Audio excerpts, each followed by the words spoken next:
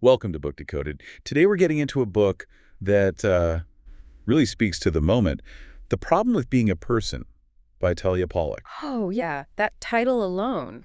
Right, it just sort of captures that feeling. That feeling of being totally swamped Yeah, with all the advice on how to be happy, how to live. exactly. The book kicks off with this great metaphor like we're playing red light, green light, but But the rules keep changing and we're just frozen, stuck in that yellow light phase. yeah, totally frozen, unsure what move to make or if we're even, playing right. And a big part of that, the book argues, is this concept it calls the normal degree illusion. Right. Tell us a bit about that. What's the core idea there? Well, the idea is we get all these messages constantly from self-help, ads, just culture. Telling us we need fixing. Precisely. Yeah. Implying that our struggles, anxiety, fear, whatever it is, Yeah. that they're not normal. Yeah. We're defective somehow. But the book really pushes back. It suggests maybe this stuff is just a side effect. Like run-of-the-mill side effects of humaning, I think is the phrase she uses. It's not a bug, it's a feature maybe. Kind of. And it brings in Gabor Mate's idea here, which is powerful. He says illness is often a normal response. To abnormal circumstances, yeah, remember that. So the book flips it. Maybe the problem isn't us being anxious. Maybe the anxiety is a perfectly normal response to, well, frankly, abnormal societal pressures or expectations. That really changes the perspective, which connects neatly to the next point about expectations, doesn't it? Draws on Harari. From Sapiens, yeah.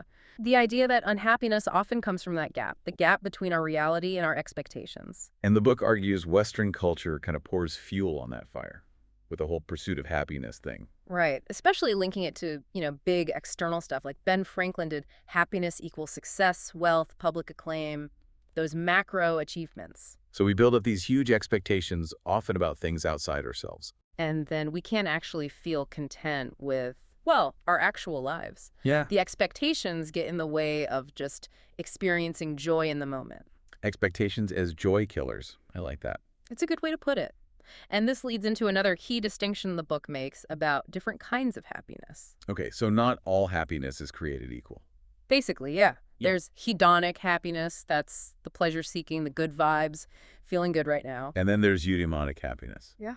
Which is deeper. Much deeper. It's about meaning, flourishing, long-term well-being. It's not just about feeling good, but about living well, finding purpose. The book argues just chasing the positive, the hedonic stuff, doesn't really work long-term, does it? No, and it can even backfire. Like the white bear's idea, try not to think of a white bear. And that's all you can think about. Oh, right. Suppressing the negative doesn't banish it. Exactly. And if you only focus on feeling happy, you might miss out on where real fulfillment comes from. Like the parenthood paradox example it uses. Yeah. Parents might feel less moment-to-moment joy sometimes. But report this profound sense of meaning and purpose. Depth satisfaction often comes from challenges, from things that aren't necessarily fun in the moment. So maybe contentment, rooted in that eudaimonic meaning, is more valuable than chasing constant euphoria. That seems to be the takeaway. Okay, so if we accept we're not broken, manage expectations, and aim for meaning over fleeting pleasure, how do we actually do that? The book dips into existentialism here. Ah, the idea that life has no instruction manual. We have to create our own meaning. Exactly, which sounds freeing, but can also be, well, terrifying. That dizziness leads to what Sartre called bad faith. Okay, refresh my memory on bad faith in this context. It's like faking it. Sort of. It's adopting a prepackaged role, performing a personality, the successful person, the happy-go-lucky one, instead of facing the responsibility, the anxiety of figuring out who you authentically are. The mime metaphor. Performing the mime instead of just being you as a mime doing your thing. Perfect analogy. So authenticity isn't about finding some fixed self, it's active. Self is a verb, the book says. Being true to your own, maybe a slightly weird, ineffable self, rather than trying to fit some mold. Yeah. And this ties into the final big idea where we find that meaning. We often look in the wrong places. We focus on the macro stuff.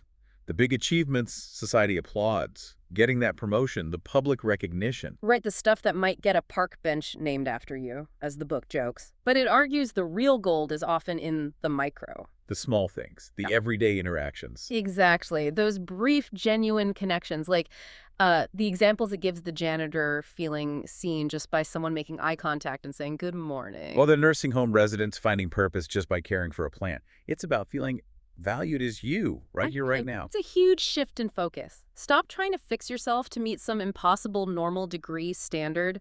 Embrace the whole messy human experience. Find contentment where you are.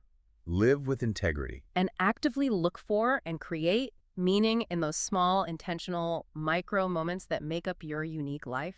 It really makes you reconsider things. So thinking about all this from the problem with being a person, maybe the question for you listening is, where are those micro moments in your own life? How can you start noticing and valuing them more?